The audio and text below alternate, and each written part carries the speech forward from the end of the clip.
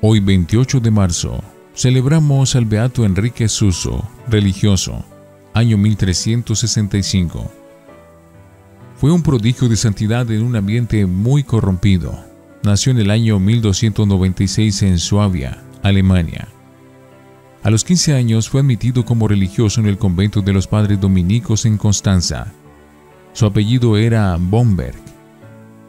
Pero como su padre era descuidado, borrachín, y en cambio la mamá era una santa, el joven tomó el apellido materno, que era Suso. En la comunidad encontró como profesor un místico muy famoso que influyó en él de manera muy inmensa.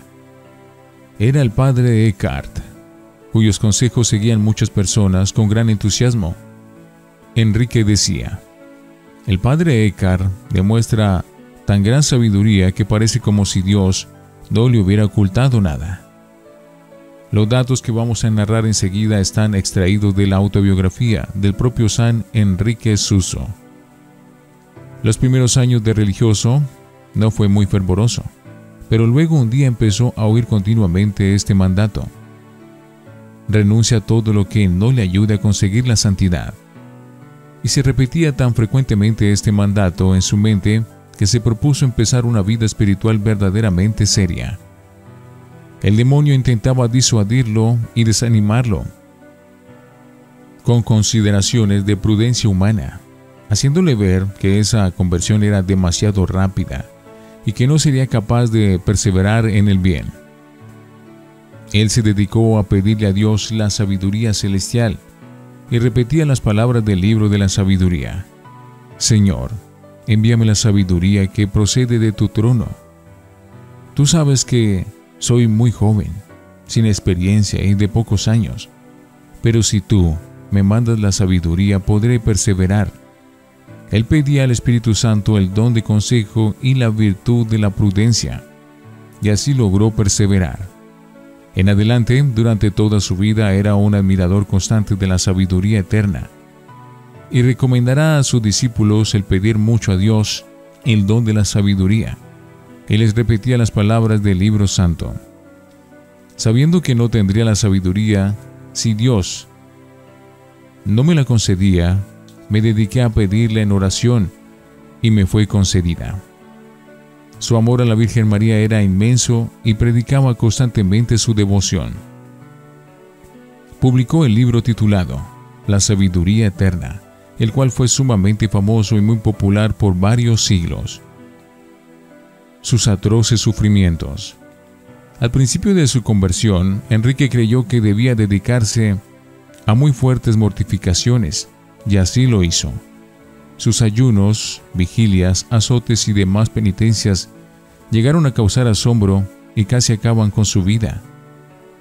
Pero según cuenta en su autobiografía, una iluminación del cielo le comunicó que, en vez de estas mortificaciones buscadas por él, debía más bien dedicarse a aceptar con buena voluntad los sufrimientos que Dios iba a permitir que le llegaran.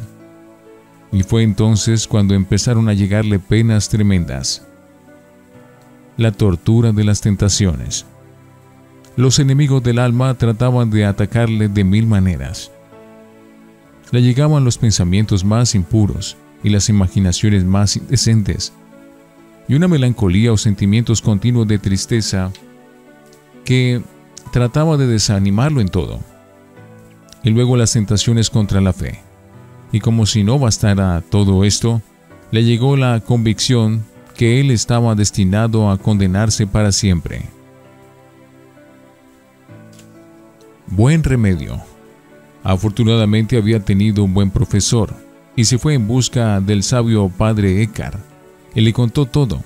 El famoso místico me consoló y logró sacarme de aquel infierno en el cual estaba viviendo, y volvió a su alma la paz.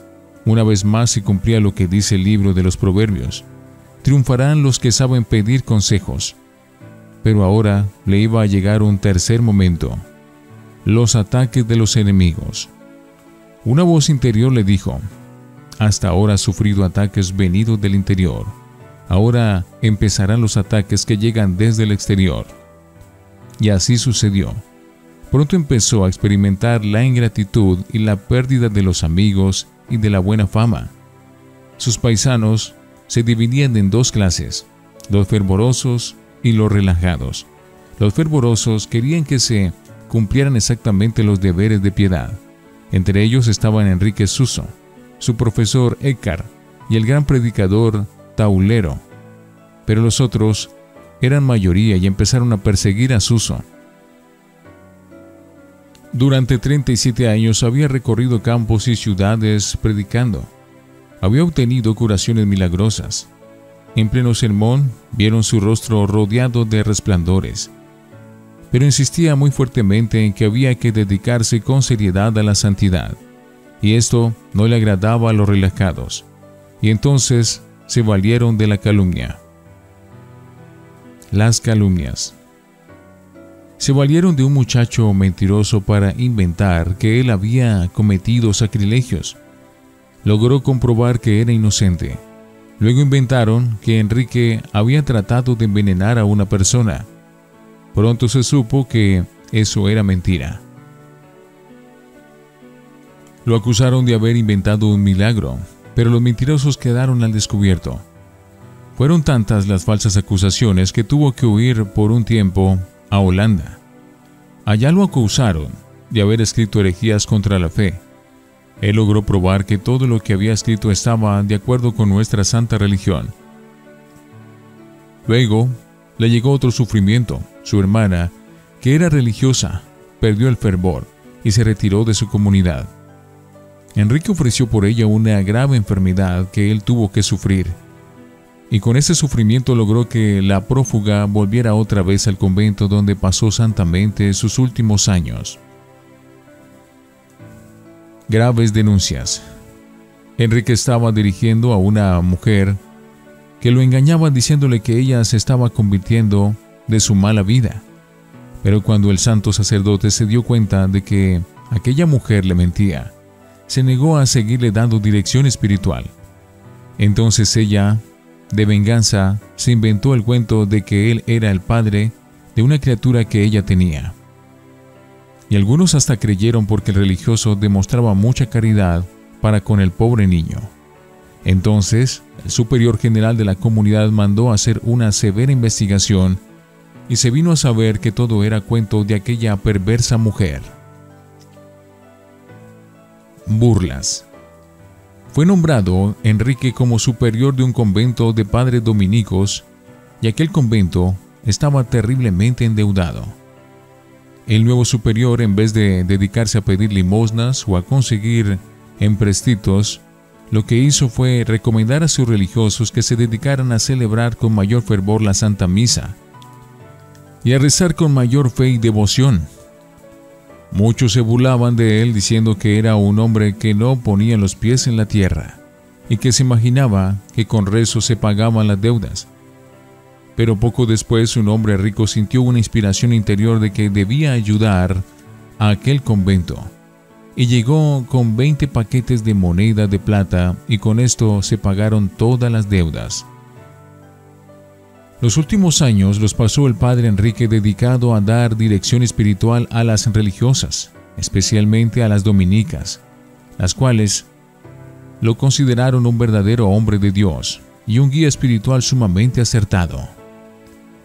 Le ofrecieron altos puestos, pero una iluminación interior le dijo que si quería llegar a altos puestos en la santidad, tenía que huir de los cargos que producen muchos honores, y por eso se mantuvo siempre entre los más humildes y desconocidos, aunque su sabiduría y sus escritos y su santidad lo hacían resplandecer ante muchísimas gentes piadosas que lo admiraban fervorosamente.